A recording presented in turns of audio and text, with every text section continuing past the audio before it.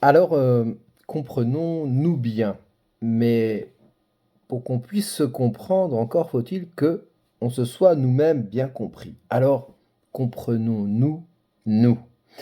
Et c'est là qu'on parle de l'énergie Gémeaux, qui est une énergie d'usage de l'élément air. Alors, c'est quoi cet élément air?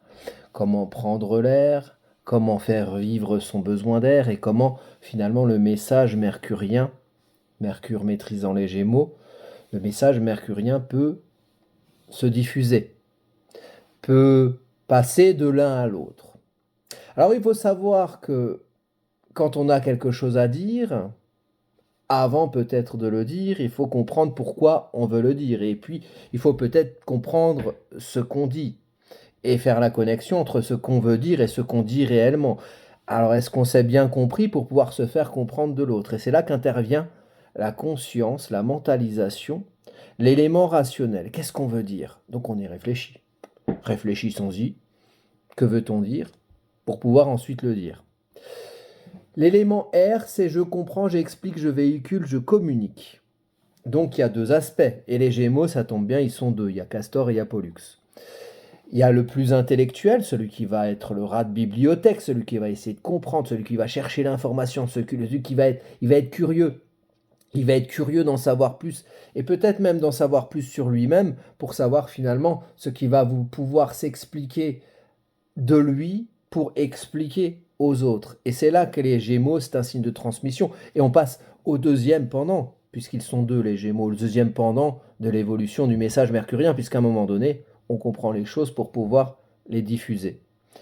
Alors on parle, bla bla bla bla bla bla bla, on parle, très bien, mais c'est quoi ce bla? Pourquoi autant de bla? Et qu'est-ce que ça veut dire et pourquoi on le dit? Très bien. Disons-le alors. Parlons, parlons, comprenons-nous. Comprenons-nous, nous, pour nous comprendre parmi les autres et nous faire comprendre des autres. Ce qu'il faut savoir avec le message mercurien, Mercure c'est comme un facteur, c'est un messager.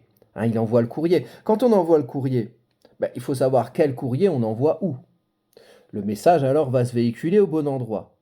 Et donc il faut comprendre finalement ce qu'on envoie pour savoir où l'envoyer, mais entre ce qu'on envoie et l'endroit où on l'envoie, il y a un transport, un chemin. Et avec les Gémeaux, mieux vaut être le plus au clair possible avec soi pour pouvoir savoir quelle est la nature du message qu'on va envoyer pour l'envoyer par les bons endroits, afin que le message puisse être réceptionné de la manière la plus claire possible. Avec les Gémeaux et là où vous avez les Gémeaux dans votre thème, il faut être au clair.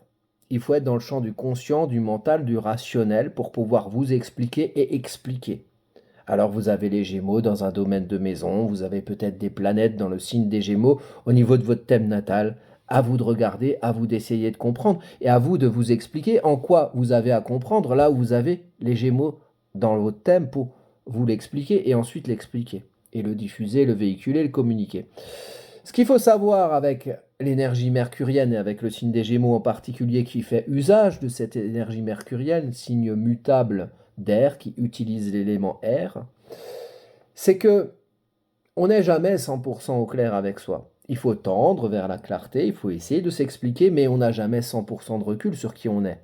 On est confronté à soi-même comme en un élément émotionnel dont on ne comprendra jamais tout, et ça il faut le savoir pour être le plus au clair possible. Il faut savoir que parfois on peut se tromper, et il faut pouvoir euh, comprendre cette marge d'erreur pour être le plus clair possible avec soi, parce que qui croit tout savoir est moins clair avec lui-même que celui qui sait qu'il ne sait pas tout et qui ne sait pas tout sur lui-même.